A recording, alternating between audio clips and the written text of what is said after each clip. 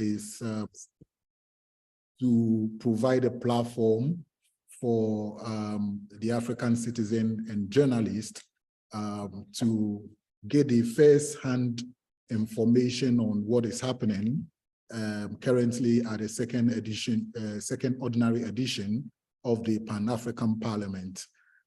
Today with us here, we have Honorable Mbow, who is the chairperson of the West Africa Regional Caucus, and also a very prominent member of the Pan-African Parliament. We will be introducing Honorable Mbow shortly, but before that, let's see our other colleagues who are on the call with us. So a quick self-introduction of our audience would be appropriate. So can we have a view of the various audience we have in the meeting now?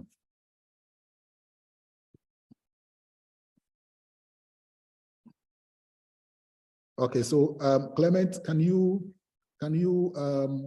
on your video and your audio so that you introduce yourself as the head of communication of the APPN, one person who is, strongly behind this initiative. We need to see you and acknowledge you before we start.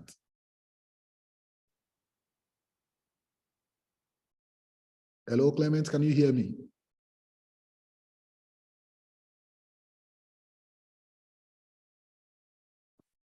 Hello, Clement, can you hear me, Clement?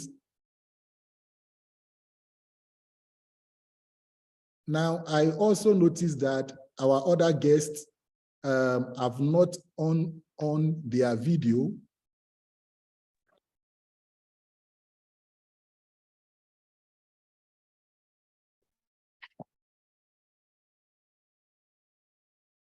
Hello.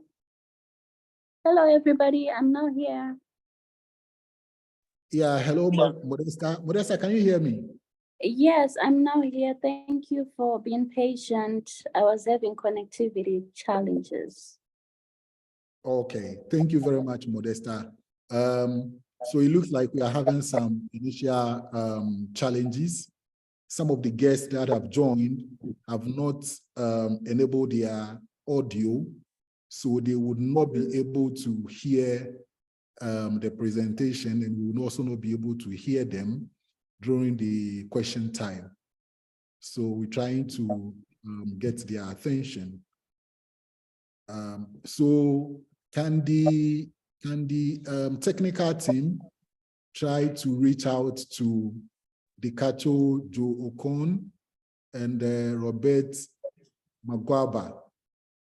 Can you guys try to reach out to them behind the scene to enable their audio?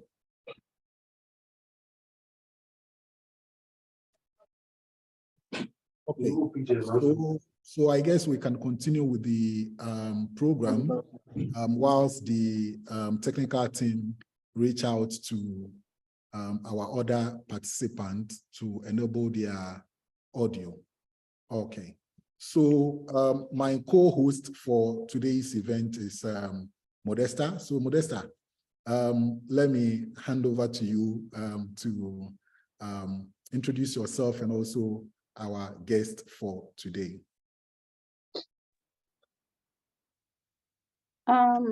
Thank you so much, Mr. Bill. My name is Modesta Campinda. I'm the CEO of Black Golden Communications, which is a PR and communications agency, and also a member of the Africa Parliamentary Press Network. I'm so excited to be here at the Pan-African Parliament. The past week has been very eventful indeed, starting from May 15. A lot of events have gone on, and we are just seeing how much the Parliament is revived and is doing a great job in really tackling issues that are of concern, of institutional concern across the continent. So I'm excited to be a part of this media briefing that we'll be having every day. bringing in chairpersons of various committees and regional caucuses. And today on our inaugural program, we've got our beloved Honorable Alhagie Mbow, and the Honorable is a member of Parliament of the Gambia National Assembly and the Pan-African Parliament. He is the Deputy Chair of the Africa Parliamentary Network on Internet Governance.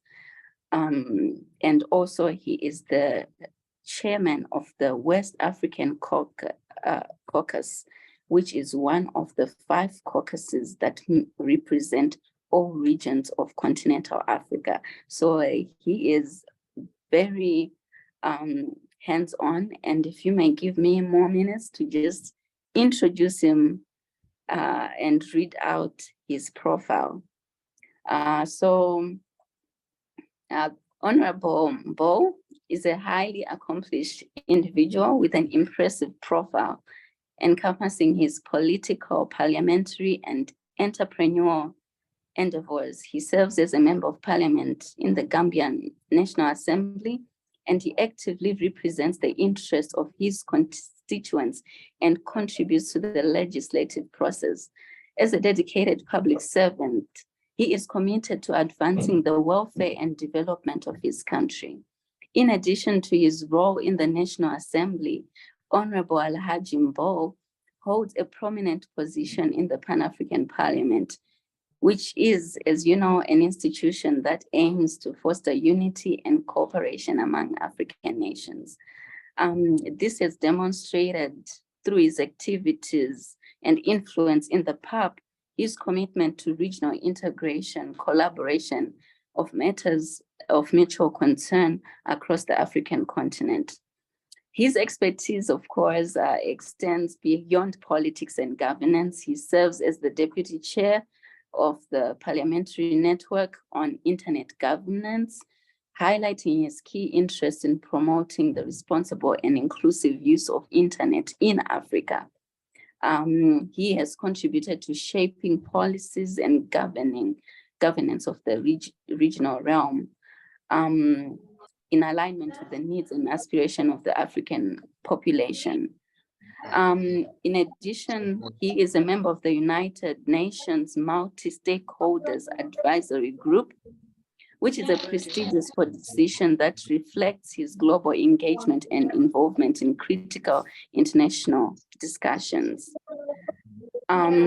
So he has a multi-faceted profile, which makes him a great person to open up the discussion that we'll be having this week on the PAP activities. I'm done here. You'll be learning more from him. I hand over to you, Mr. Gilbert.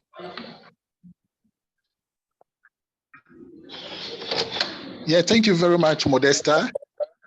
So at this moment, would yield the platform to Honorable Mbow to acknowledge the introduction, and then we'll start the ball rolling.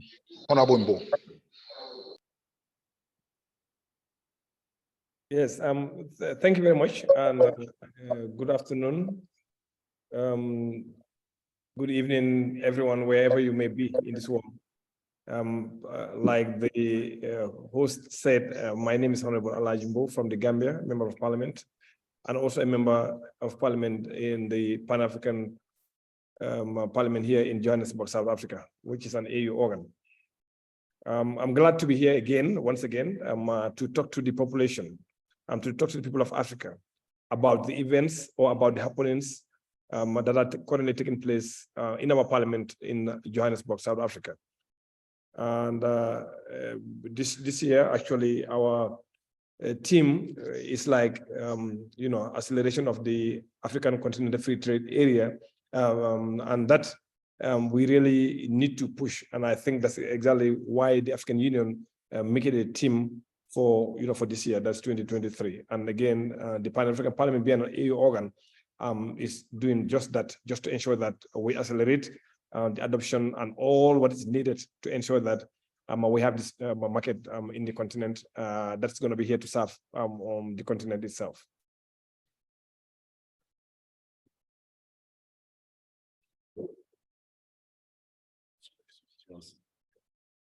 Thank you so much for that introduction and acknowledgement, Honorable. So just to jump straight into it, the second ordinary session of the Pan-African Parliament officially started on the 15th of May with the Climate Summit, following by the dialogue with the PAP CSO Forum. Can you tell us the significance of these meetings and what it means to the ordinary African citizen? Yes, thank you very much, Modest. I think this is not the first time PAP actually has been engaging with the CSOs. I think we've done that a couple of times, and I think it's something really very important for them to meet the representation of the African people, because we all came from different countries, different backgrounds, and we are here to represent the African continent.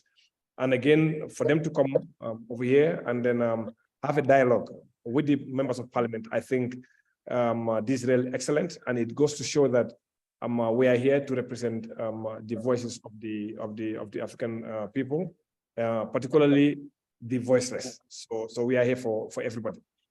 And in fact, in the dialogue, I think it was really very healthy.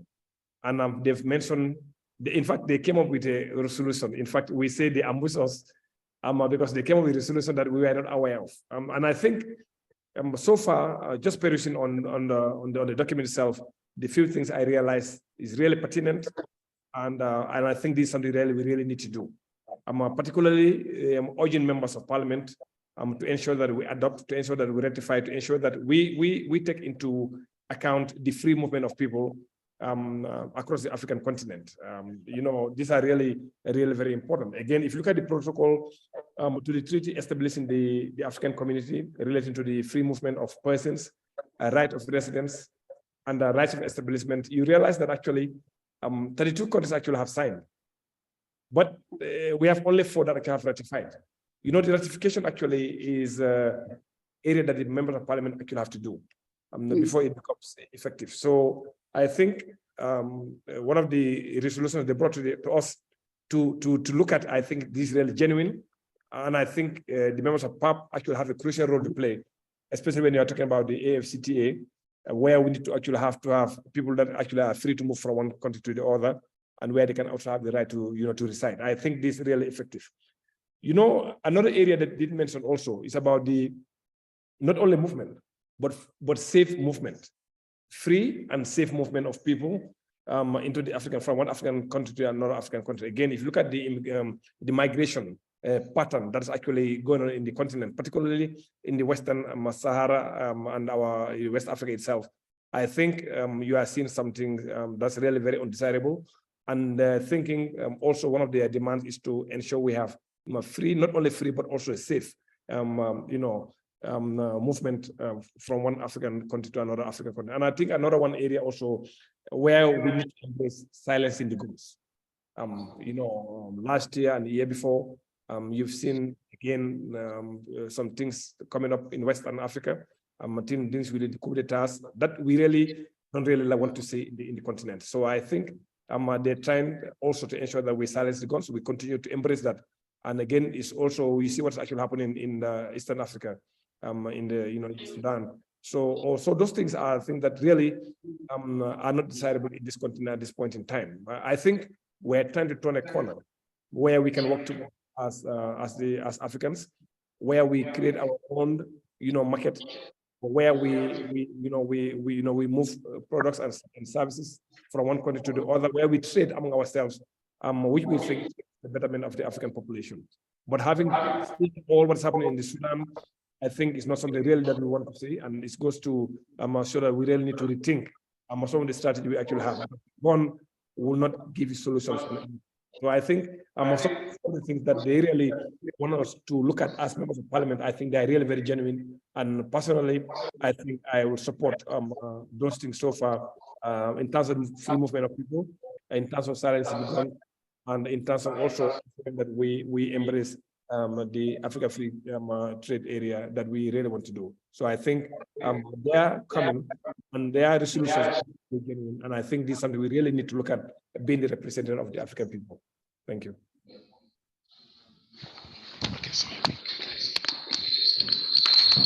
That's very interesting. Mr. Boyefio, may you please mute? We are getting feedback.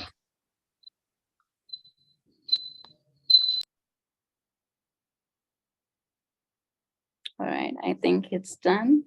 Thank you so much, Honorable, for that very comprehensive summary of the events that took place last week.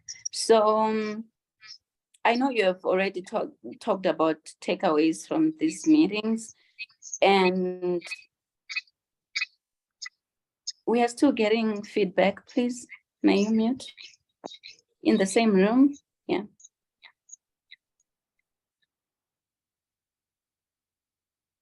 All right. Thank you. So from the top, you outlined the key takeaways from the meetings of last week.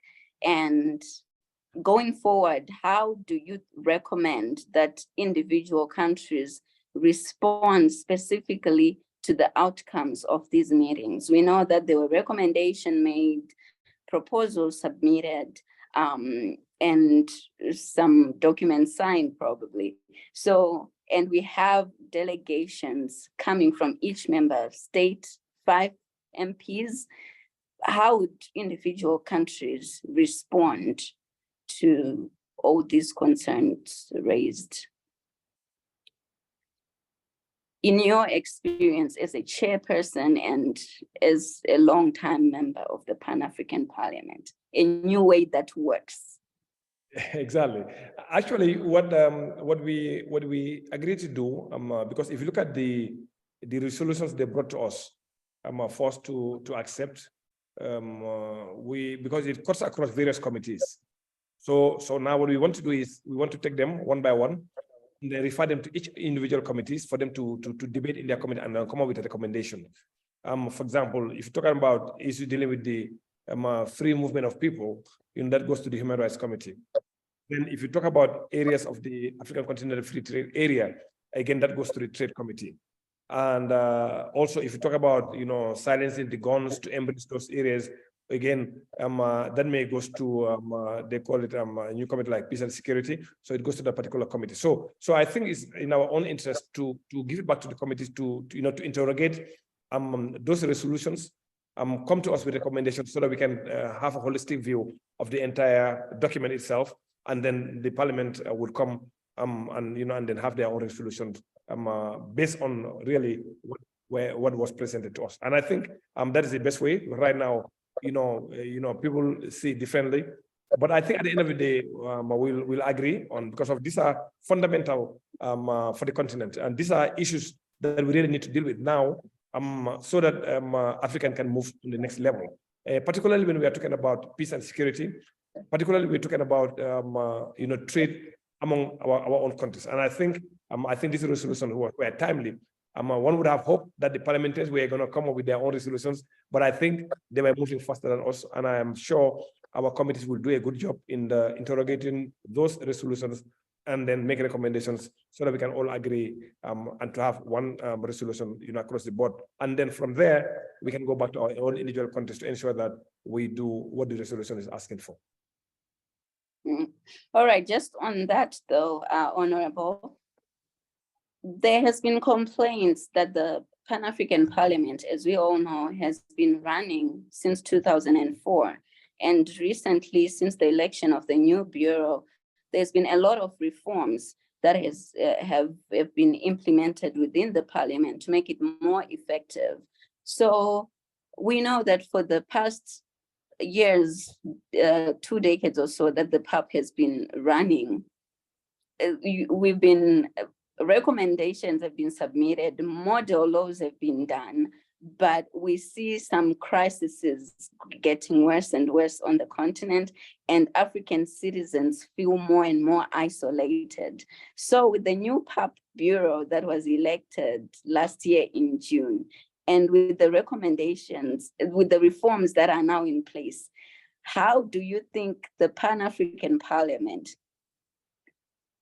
will engage in a new way with individual countries to respond to the outcomes of these meetings.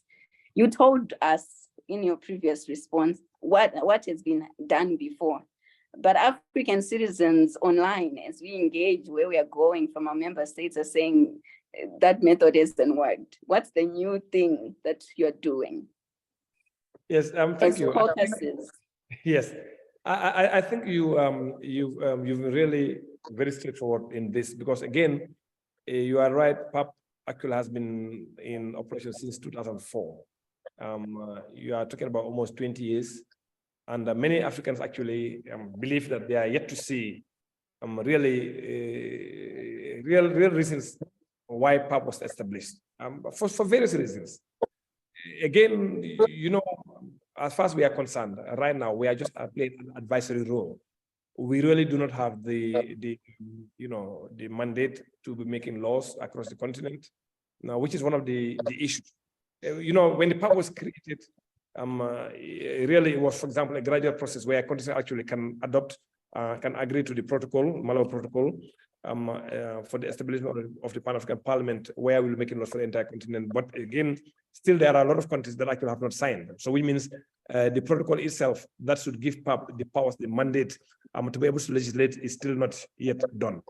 I think the last time I checked, we still have about 8 to 10 countries, or almost about 8 to 10 countries that need to sign, that need to ratify, and for it to become law. But there's still some lot of dragging. Again, you know, talking to various members of parliament, I think some of their countries, they have some reservations in some of the clauses.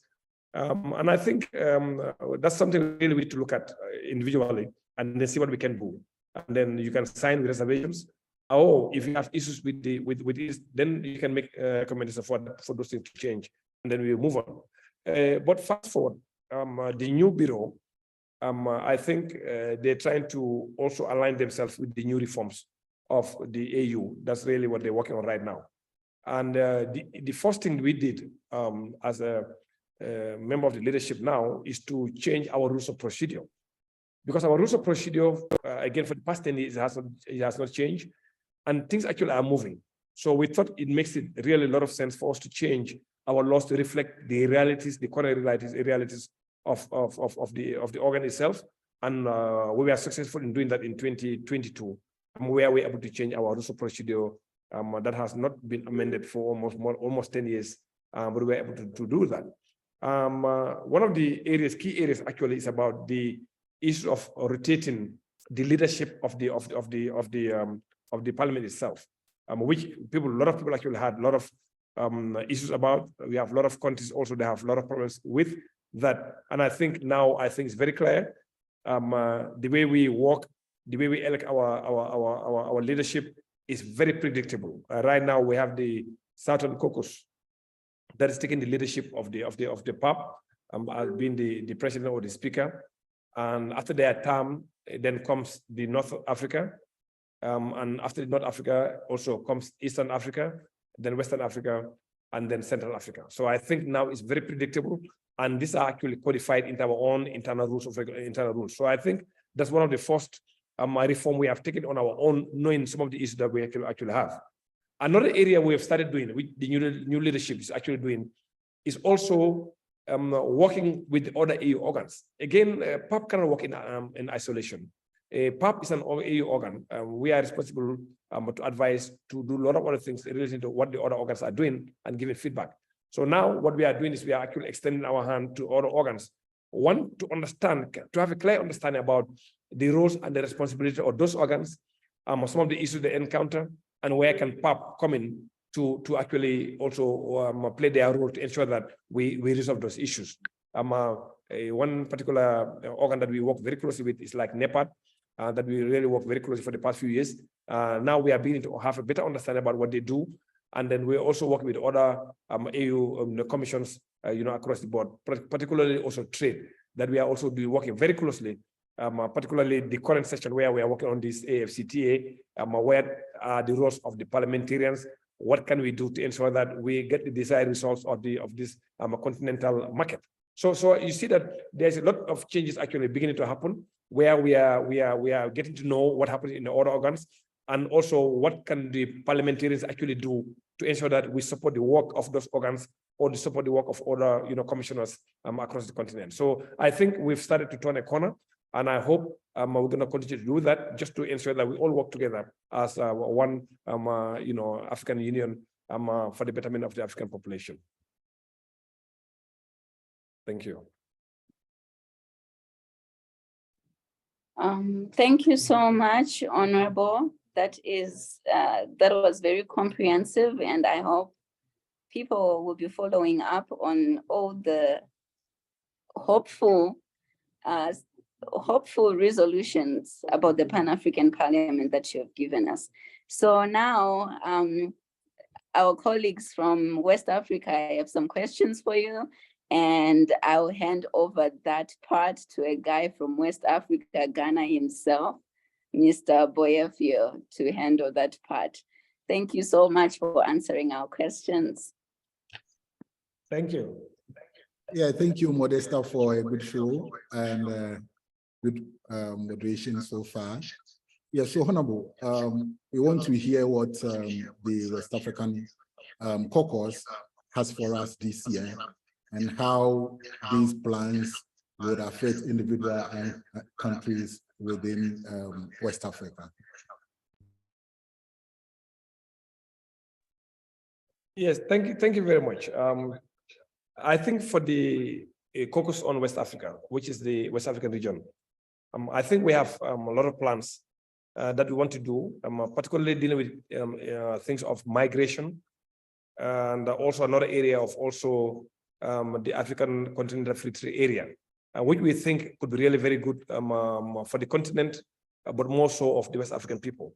I will start with the issue of migration. I think if you look at the migration issue we actually have in West Africa, particularly the young generation crossing the Mediterranean, I think for the past few years has been really very, very difficult. And we want to organize a forum in one of the West African countries where we can actually discuss, where we can actually look at the issues, where we can actually look at what actually are the main rationale for our younger generation trying to cross the Mediterranean to go to Europe or other destinations for greener pastures. So what we want to do as a committee, right now we are looking at the funding.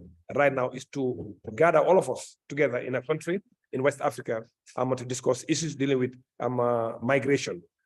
Because migration is a phenomenon that we will have to live by. Again, if you look at the way it is right now, it's actually across all continents, and it has been here since pre-colonial time. And I think it's about time for us to sit together, talk to each other as brothers and sisters to see exactly why are these things actually happening. Why is it that we want to take the riskiest of ways to go to other countries?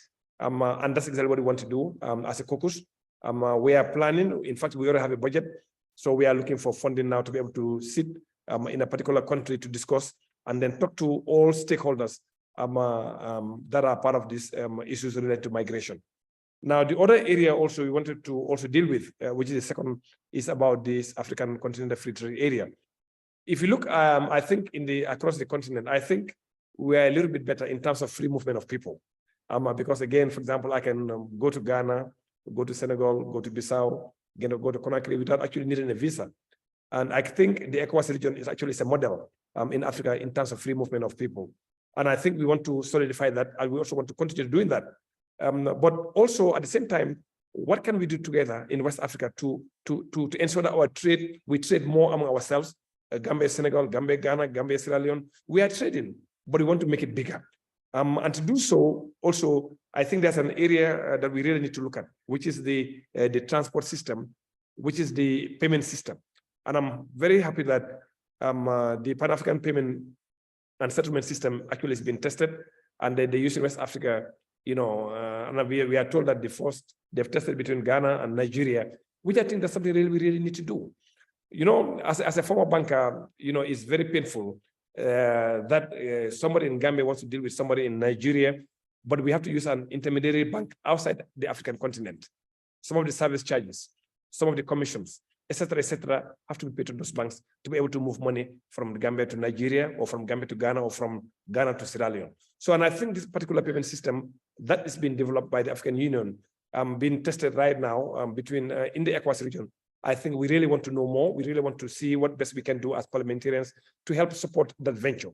And again, as a former banker, I understand clearly what it can do to help trade, what it can do to promote trade, and what it can do also to ensure that we have, the cost of goods are also low. Because again, as a business person, the most charges you actually have on these goods and services, you're going to see that that's going to, the consumer is going to actually end up paying more for it. So I think what we can do as parliamentarians is to take a look at really what we can do together as far as the continental free trade is concerned, and what we can also do as far as talking to our central banks or working with our central banks in the region to ensure that we embrace this payment platform where our business people can actually use the platform to be able to pay for goods and services, across, not only within the region, but also across the region. So those are the two areas we really want to take a look at as a caucus in West Africa, because again, those are key things, that is migration and also trade within the West African region. Thank you.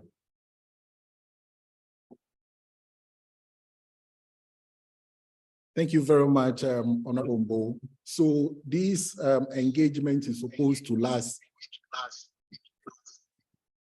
1 hour, and we've done about 40 minutes, so that the discussion will not be just between us here. We want to yield the floor to our colleagues who are joining us online to also have the opportunity to ask questions. So if we have any questions from our participants, the floor is open for you to ask your questions.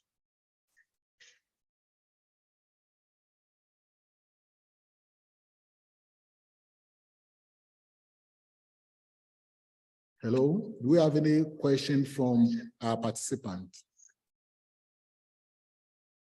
on the call? In case you cannot hear us, you can type in your question and we would read it to Honorable Mbow to respond.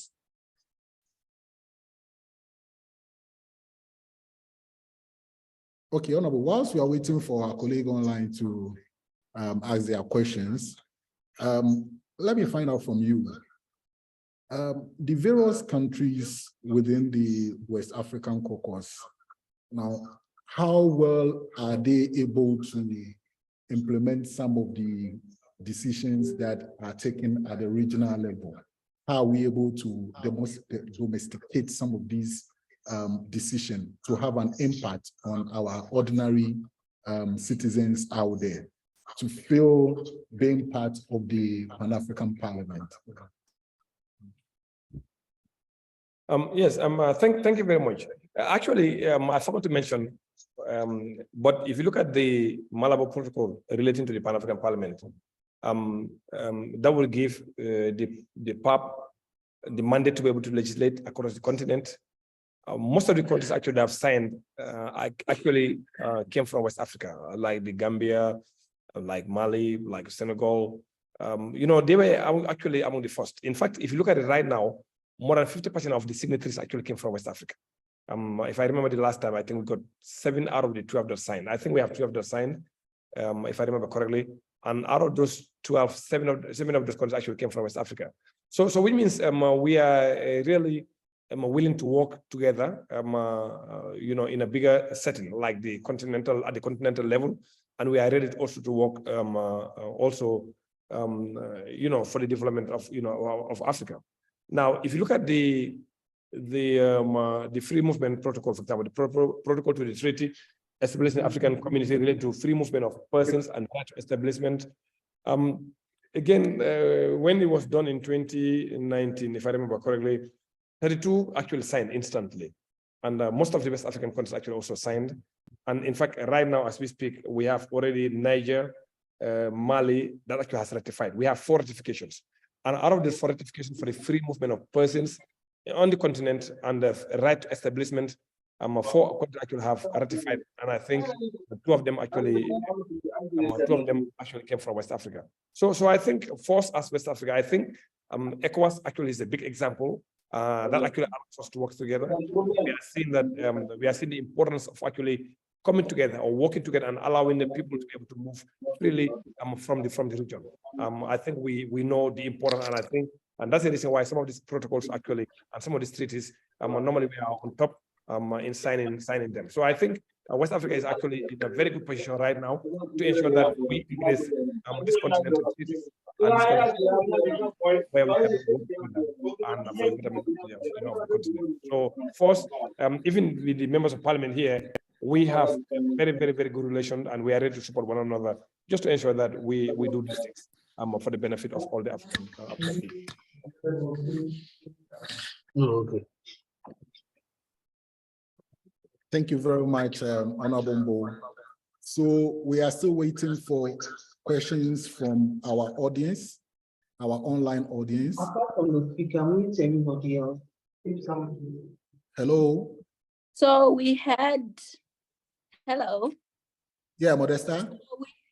We had a question from our WhatsApp group, and I posted it in the chat section, and it reads, what is the PAP doing to improve the inclusion of people with disabilities in politics, particularly those aspiring to become MPs in their countries, and also the PAP, for example, through a disabilities quota, just as the women's quota and the youth quota.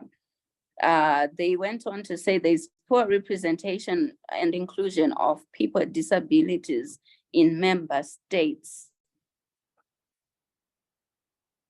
That's an interesting one. I hand over to Honorable. Yes, thank you. I think in this area, I think there's one particular area that we really need to change. Because, for example, if you look at the membership of an African Parliament, the membership did not actually clearly spell out to include persons living with disability. It doesn't. The protocol doesn't include that. However, this really food for thought that we really need to rethink the protocol. But again, those protocols actually are normally amended by the heads of state, not the parliament itself. However, if I remember correctly, our committee dealing with health and disability, I think they were working on a model law on disability. I'm not sure how far they've gone, but I know a few countries like the Gambia, actually, we have passed our disability bill 2 years ago, where we need to embrace them in terms of being one of us, in terms of even the public places, how do you access them, and et cetera, et cetera. So I think like countries like the Gambia, actually, we've already seen light, and now we've passed a disability bill that actually forces the government and other private sector to be able to be in line with what needs to be done. For example, not only their movement, but also to include them in our workforces. In fact, I remember right now, as we speak in the Gambia, for example, we are dealing with a labor bill also, where we are also very, very particular about the inclusion of persons living with disability. So we are doing that right now. And I think to a greater extent, the PAP actually has dealt with a lot of issues dealing with disability, particularly the Committee on Health and, the Committee on Health. So I'm not too sure exactly where they are right now as far as the proposed model law is concerned, but maybe we can find out exactly where it is. But I know we did discuss that. In fact, we have extensive workshops dealing with persons living with disability. We have done that. But at the individual level, I think Gambia is actually showing signs of actually inclusion. And I think we have passed the bill, I think in 2021. That's called a disability bill. And right now we are dealing with the labor bill, where we are also very, very particular about persons living with disability.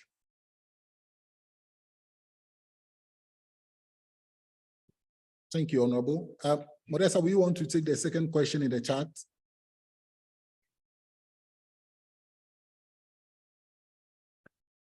So there is a second question from Ghana, from Charles from Ghana, and it reads, please, I am from Ghana. I want to find out from Honorable that is there going to be a form of support or funding to Ghanaians to invest in their businesses in the African free trade area he spoke about?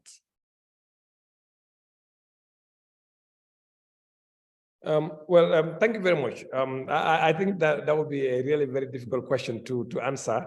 But some of the support, I'm not too sure whether about the financial support itself. But there are other strategies or other things that the Secretariat would do. In fact, the Secretariat actually is housed in Ghana as we speak. In fact, we have had a lot of meetings with them this morning, and they are providing a lot of information that would actually help the ordinary person in terms of trade within particular outside Ghana to other African countries within the region and outside the region. So things dealing with information, information is key. And that's one of the areas which is very lacking. And they're also trying to see how best they can support, or our countries can support value addition. For example, if Ghana is trading in groundnut, for example, and Gambia is also trading in groundnut, of course, it's not going to make a lot of sense. But if Ghana can actually take 1 or 2 steps further in the value addition of those groundnuts, maybe some of it can actually be exported to Gambia. Likewise, the Gambia also, or Senegal, or Guinea-Bissau. So as we speak, as far as financial support is concerned, I'm not sure about that one. But I know things dealing with information.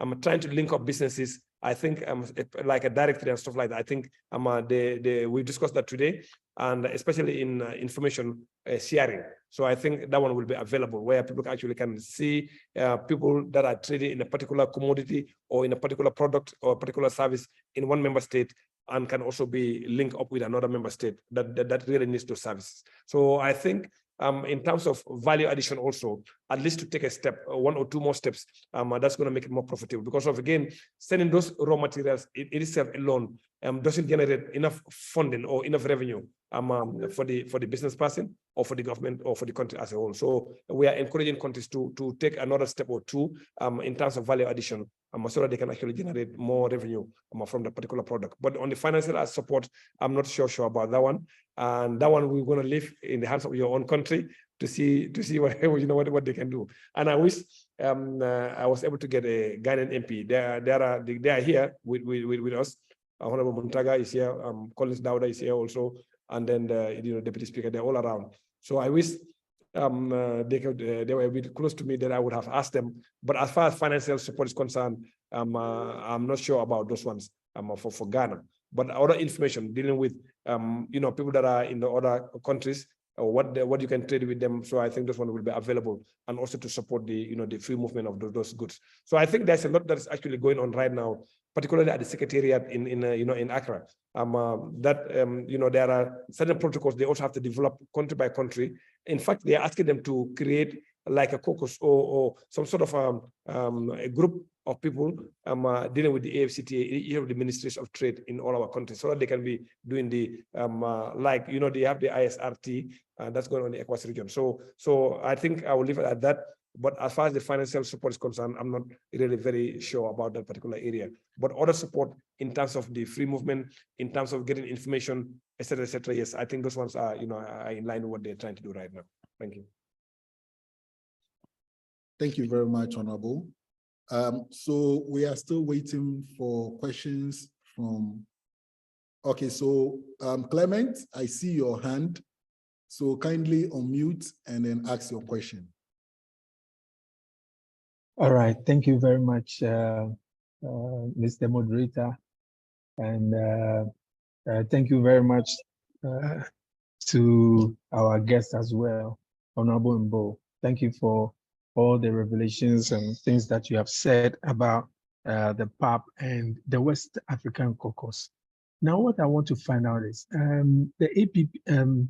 the PAP has been in the works for some time now. But when it comes to the publicity of the PAP, it is nothing good writing home about. We don't know too much about PAP when it comes to the African continent, when it comes to the people themselves. What could be the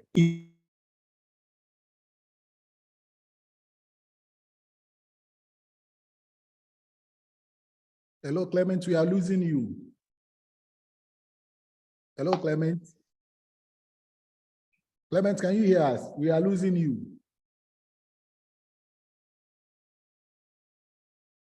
Hello, Clement.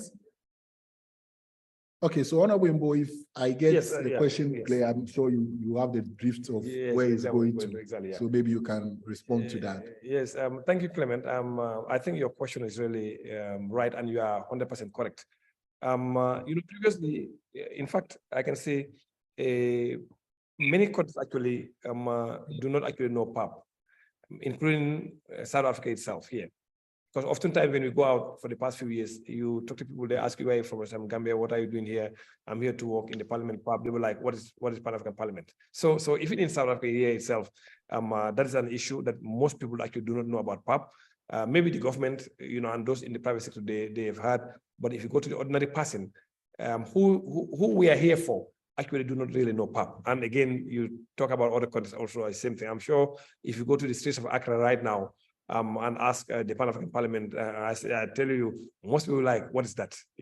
So, but now what we are doing right now, because since last year, is trying to change the image of PAP in terms of selling the image of PAP to the public, particularly the media. And that's the reason why we are having a lot of media engagements, civil society engagements, and we are also very active right now on social media, like on Facebook, on Twitter, etc., etc. So we are really very, we are very, we are out there right now going forward. In fact, most of our programs now, if you go on Facebook, they are being, published live.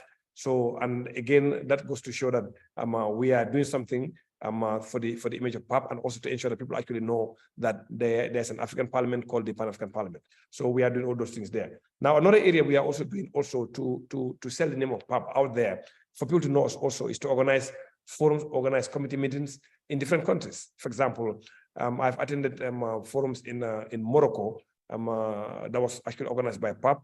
We organized forums also in the Gambia and other countries like Senegal, etc., etc. So all those, we are doing all those things to ensure that we sell the image of PAP, we sell PAP to the population, because we are here for the African population. So they need to know us, they need to know also what we are doing, and they need to understand really what we can do together to make it work.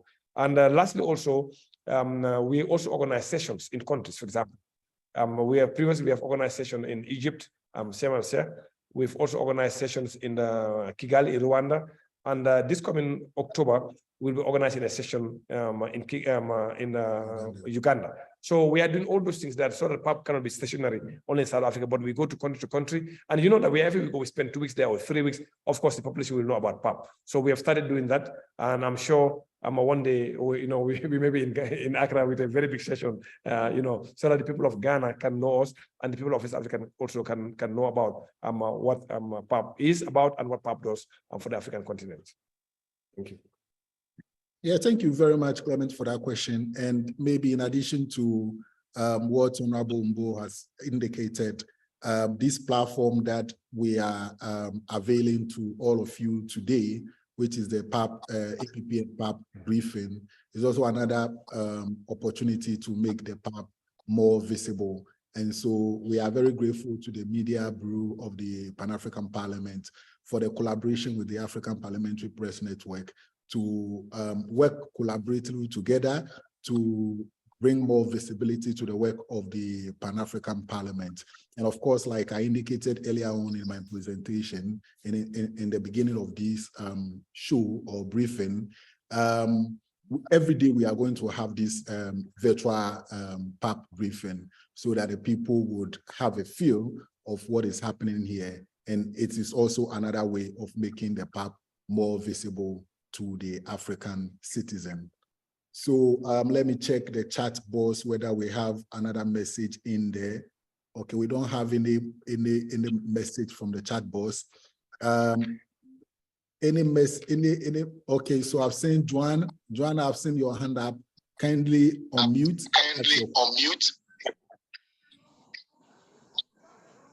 Okay, thank you, Gilbert. So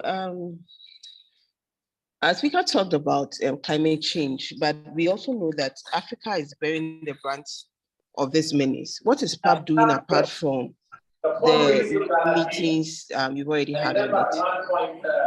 When she was climbing the stairs, she almost missed the step. And luckily we are watching. Aliu, please kindly unmute. The administrators, the technical. Okay, thank you, Aliu, for muting. Okay, so Joanna, are you done with your question, or you will continue for Honorable Mbow to? I don't know if you heard me. No, he heard your question. So if you are done, he will respond. Oh, okay, then I'm done, so he can go ahead. Thank you. Yes, thank you very much, Joanna, for that wonderful question again. Again, with the issue with climate change is one of our topics actually this session. In fact, that's what we've started with about the Climate Parliament Summit. We organized a summit here where we invited people from all walks of life dealing with climate change, climate policies, etc., etc. In fact, our guest of honor was His Excellency Ruto, the President of Kenya, and I think he has given us a rundown of actually where we are as far as the continent is concerned, because I think he's one of those that are actually leading the charge from the African Union. Now, you are quite right. If you look at the issue dealing with climate change, I think the African continent is going to bear the most negatively, particularly West Africa and Southern Africa. Again, research actually has shown that in the next 15, 20 years, it's going to negatively impact on our GDP. So across the continent, but more so of West Africa and Southern Africa. Now, what do we do as a continent? I think where we are right now, we are saying we are at a crossroad.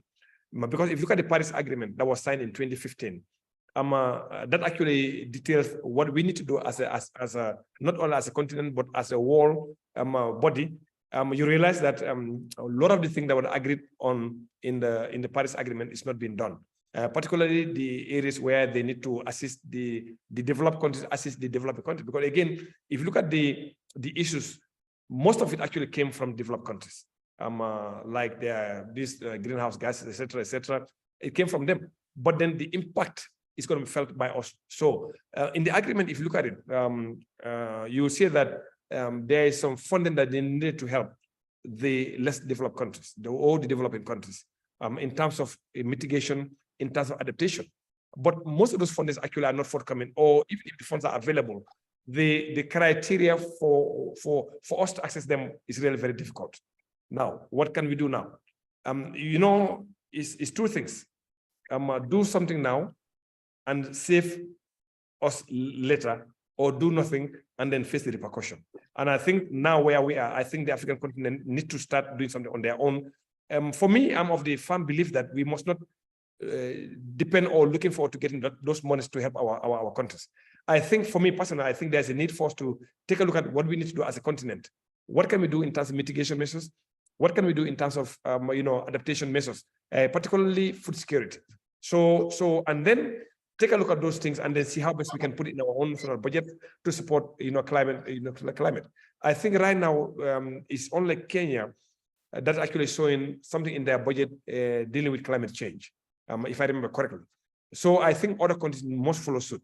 We must not sit and wait for the West or for the developed countries to give us some handouts to help in adaptation or in mitigation measures in climate change. Because again, we being from the West, I think we're going to suffer the consequences more. So I think there's a need for us to do something now, and that is to look at what measures can we take. And let's try to do that on our own, from our own budget. And then when the developed actually countries come to our aid, fine. If they don't come, at least we have something to do. You know, for the most part, we must start doing away with these grants or these loans we take from the West to develop our countries. I don't think that would develop us. That's my personal opinion. So I think we need to look from within. We need to raise our own resources, and we need to use those things to put them where we need them to be without someone telling us where I need to do.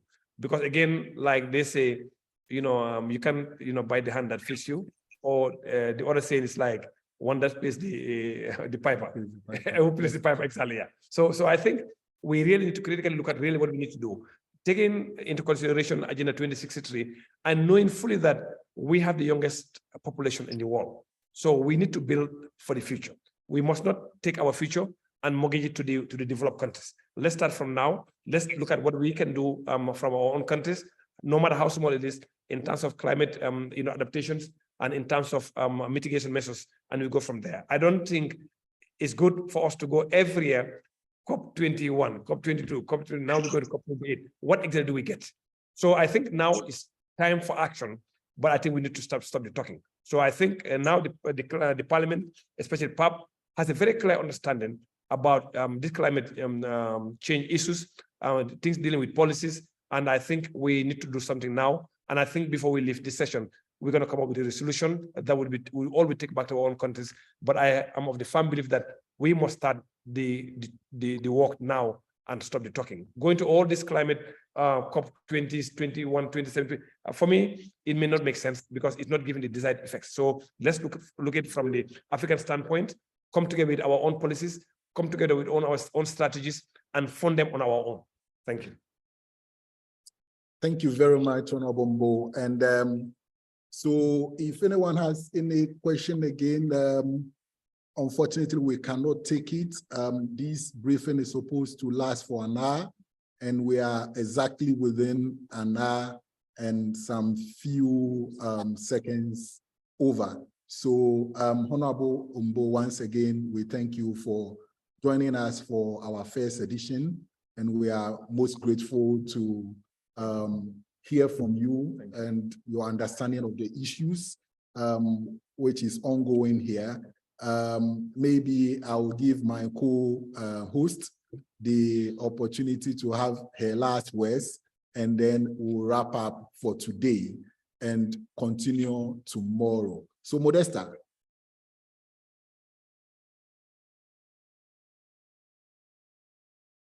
Modesta, you are muted. Thank you so much, Honorable Alhagie. I think in the Pan-African Parliament, Honorable Alhagie is one of the most vocal parliamentarians. Is one of the most active, and his contributions and interventions are always insightful as a person who is very involved with young people, and also as an entrepreneur. Just something that most people don't know is that Honorable Mbow lived in the United States, in the state of Georgia, Atlanta, for most of his young life. And then he returned to, you as a member of the diaspora, then he would just return home to Gambia, and he was involved in a lot of community development initiatives, until people in his communities, called him, the elders called him and asked him to run for a position to become a member of parliament. And he was overwhelmingly voted in from the outside, and he moved back to Africa, settled in the Gambia, and committed himself 100% to the development of his community. And now he has risen as a senator in the National Assembly, and he's also in the Pan-African Parliament. I think he's a very great example of what dedication to and patriotism is, and all his involvement in the United Nations with regional integration, digital governance, international cooperation, and entrepreneur. It's just a reflection of his commitment to effect positive change and driving progress at different levels, from local to regional and global. So if there was an APPN award for one of the best MPs, he would definitely suit the list. So we are really honored, and thank you for your time, Honorable Mbow. May God bless you and continue and strengthen you to continue in your good work. Thank you for your time, sir.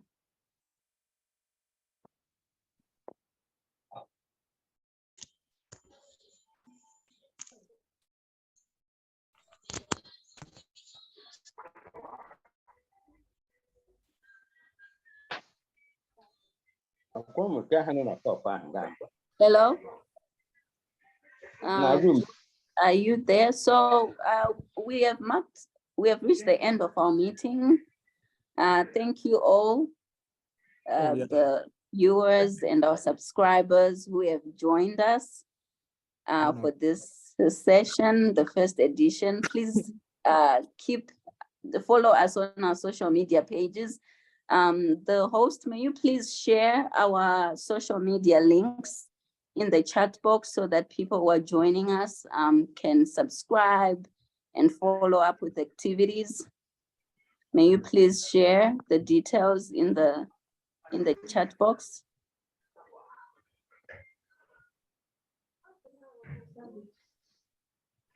Who's all there? Then Mr. Gilbert, if you may also please share your email in the chat box so that anyone who wants to get in touch with you can reach out to you. Yes, in the chat box, so we keep in touch with the participants.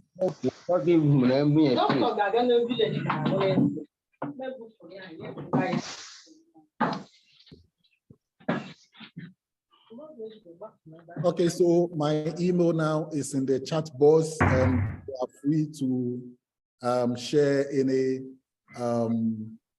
whether it be question, recommendation on how we can improve this interactive platform that we've created. We'll be very happy to. Modesta, kindly share your kindly share your details too in the chat box. All right, great. I'm doing that.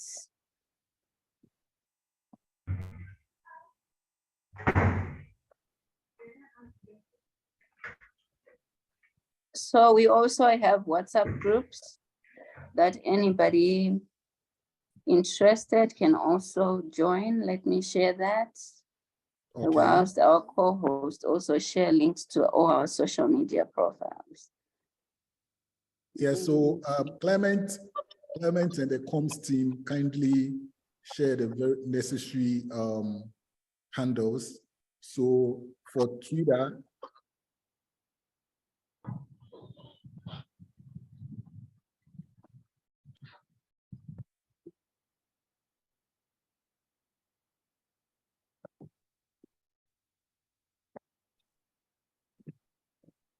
all right, so in the chat box, I have added a link to our WhatsApp group, which is African Institution Support Group. We share updates there, as well as news and events and opportunities happening around the continent. It's a very regional WhatsApp group. It's a huge group, so I hope you won't be overwhelmed, but it's the best place where we've been sharing the latest updates. Hope to see you there.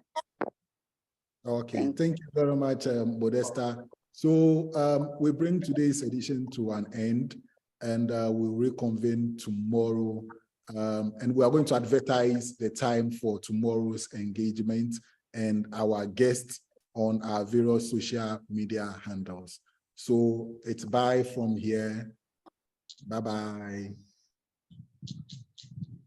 Bye. See you tomorrow. Thank you.